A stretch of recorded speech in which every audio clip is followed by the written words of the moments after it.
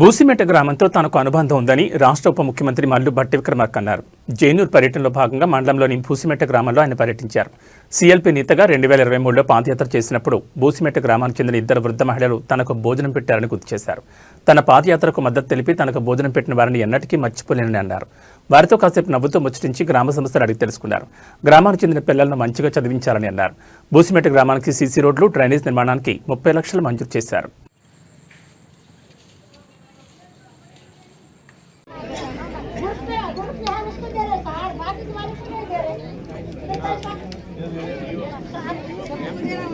Gas కూడా ఇస్తాము, gas కూడా దానికి సబ్సిడీ ఇస్తాం, అవి కూడా ఇస్తాం. మీ ఊర్లో డ్రైనేజ్ వేసుకోవడానికి సీసీ రోడ్లు కావాలని అంటున్నారు, అవి కూడా చేస్తాం. ఎవరు చెప్పేది ఒకటే ఏంటంటే మీ పిల్లలు బాగా చదువుతుంది. ఇక్కడ రెసిడెన్షియల్ స్కూల్స్ కానీ ఎడ్యుకేషనల్ ఇన్స్టిట్యూషన్స్ కూడా పెడుతున్నాం. మంచి చదివించి బాగా అభివృద్ధి చెందించండి. మళ్ళీ నేను ఇద్దరు 2-3 సార్లు వచ్చినప్పుడు వీళ్ళంతా నాతో వచ్చారు. ఇప్పుడు మీరు నాతో వస్తారా హైదరాబాద్?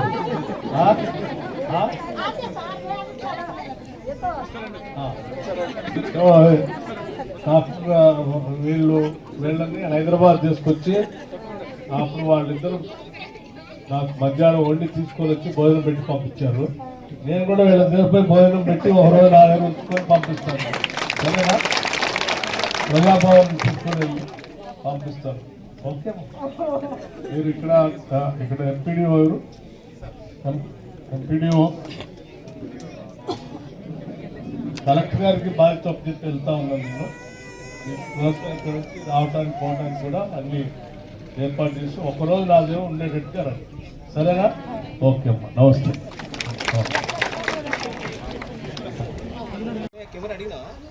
సార్ అడిగినా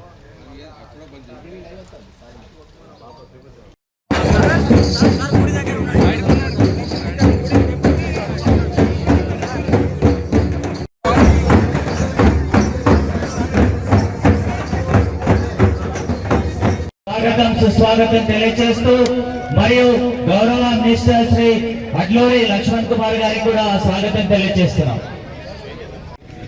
సహకరించాలండి.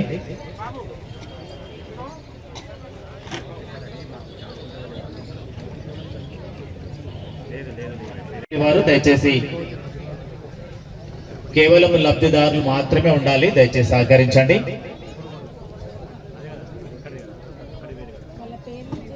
దయచేసి సహకరించాలని మనవి.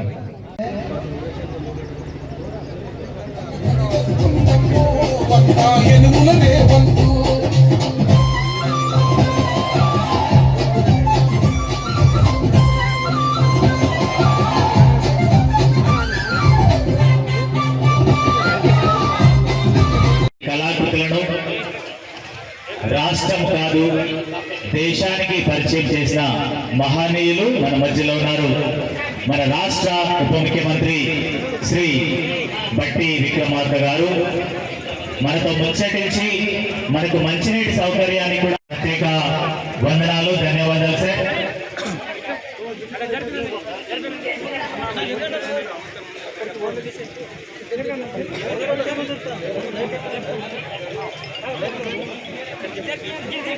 జంగాం గ్రామంలో ఆనాడు నేను ఇక్కడి నుంచే పాదయాత్ర చేస్తూ సిఎల్పి నాయకుడిగా ఆ ఎండలో నడుస్తూ మీ అందరి మధ్యలో వచ్చినప్పుడు మీరందరూ సాదరంగా స్వాగతం పలికి నాతో పాటు మీరు కూడా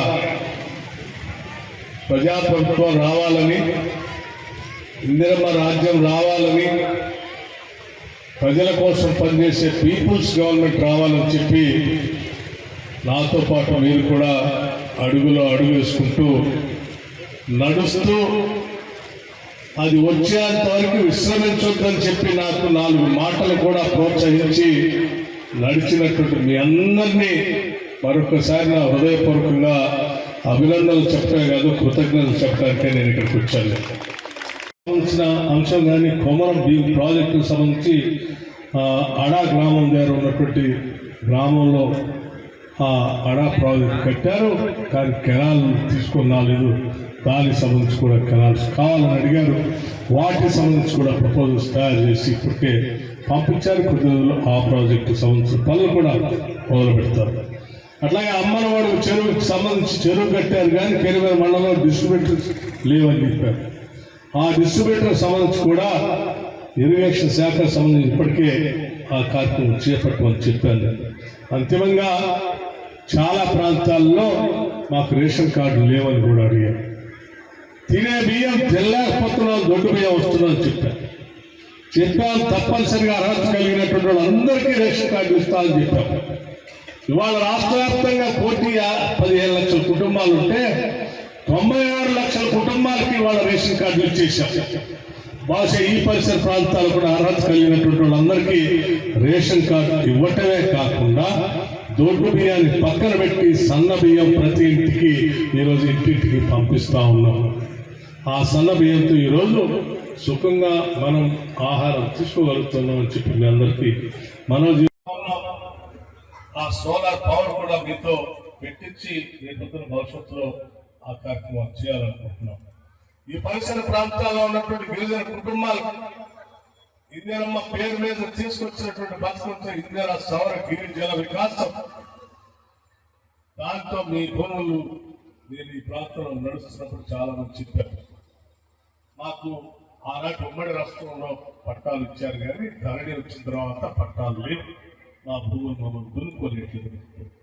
అందుకే చెప్పాం, ధరణి బంగాళాఖాతంలో వేస్తాం, మళ్ళీ తిరిగి చట్టాన్ని తీసుకొస్తామని చెప్పి భూభారతను తీసుకొని వచ్చి మీకు ఉపయోగపడేట్టుగా చేస్తూ ఆనాటి ఉమ్మడి రాష్ట్రంలో ఇచ్చినటువంటి భూములు సంబంధించిన పట్టాలకి తిరిగి మీకు పట్టాలు ఇవ్వటమే కాదు, ROFR పట్టాలు ఇచ్చి ఆ పట్టా భూములలో మీ చేత వ్యవసాయం చేపించడానికి అక్కడ బోర్లు పెట్టించి, సోలార్ పవర్ పెట్టించి, డ్రిప్ ఇరిగేషన్ పెట్టి, స్ప్రింక్లర్స్ పెట్టి వేసిన పంటలు కాపాడుకోవడానికి కావాల్సిన వ్యవస్థను ఏర్పాటు చేసి అవసరమైతే ఏపుగా పెరిగే పండే పంట కంటే ఎక్కువ ఆదాయం వచ్చే పంటలు కూడా మీతో ఏపించాలని ఆలోచన చేస్తా ఉన్నాం.